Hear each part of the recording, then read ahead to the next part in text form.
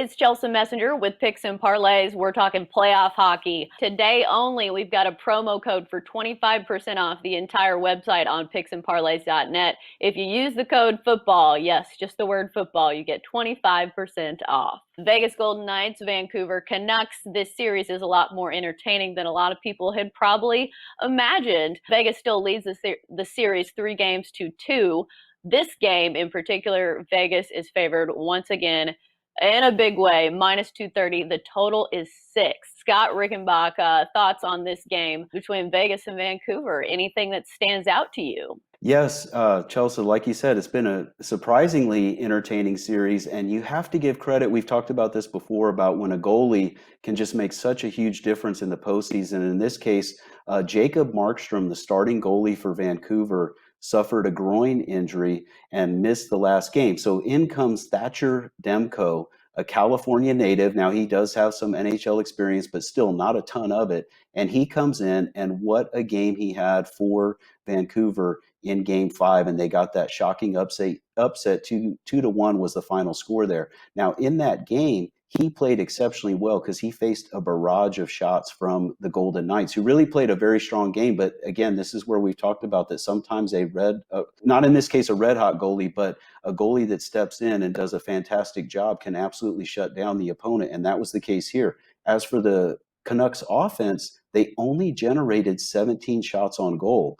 And that's why when I look at this Game 6 matchup, I'm looking at the under because I feel that Demko will have another strong game between the pipes. He's very confident now after that strong start against Vegas in Game 5. Here in Game 6, Vegas is going to, again, put a lot of pressure on him, but he proved in Game 5 that he can withstand the pressure. The thing is, the Canucks can't get much going in the Golden Knights offensive zone. And when you look at the goals that they've scored in this series, other than Game 2, when they erupted for 5 goals in that 5-2 win, the rest of this series, 4 games, Vancouver has averaged 1.3 goals per game. So they're not going to give you much here, most likely, because Vegas just isn't going to allow it. I mean, that's why the Canucks only had 17 shots on goal in Game 5 and have mostly been stifled throughout this series. Vegas does a good job of limiting their opponent's chances, and they've done it in this series. So the other thing is Vancouver, though, has only allowed 3 goals or less in regulation time of 12 of their games in this postseason. So with that being said, I look for them to hold Vegas in check here. Vegas, though, should win the game. They're minus 230 for a reason. So if Vegas wins but only scores 3 goals, we're talking about 3-2, 3-1. And I look for this game to stay under the total of 6 goals as these trends continue here in Game 6. Right, and Vegas has actually hit the under in 5 of their last 8, which on paper everyone sees Vegas in that high-scoring offense, and I think they automatically think the over.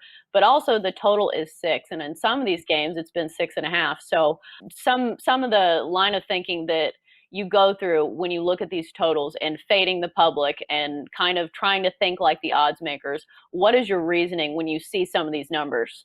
Yes, for sure. You want to make sure that you don't get stuck into a hard and fast rule where you're just stuck on, oh, like you said, Vegas is a high scoring team, so I've got to go over in Vegas. You can't do that. You have to watch how a series develops over time. And again, this is an elimination game, just like Game 5 was. And elimination games, you also want to be careful because they tend to be a little bit more tight and defensive minded. And so you're going to see, in general, less scoring in elimination games. So, of course, it doesn't always hold true, but that's the thing. You have to adjust as the series goes forward. And in this case, Vegas has proven, I want to be honest with you, they surprised me because I thought that Fleury and Lehner, that they might struggle a little bit with that 2-goalie system because sometimes that doesn't work so well when you're going back and forth between goalies. But they've held up their end of the bargain and have really held Vancouver in check. And so look for another low-scoring game here. Again, it's you watch as a series goes forward and kind of see how it's playing out. And in this case, again, the goal scoring has been limited and should continue that way. All right. As always, great hockey insight from Scott Rickenbach. That's going to do it for our hockey talk here on Picks and Parlays. Thanks for joining us.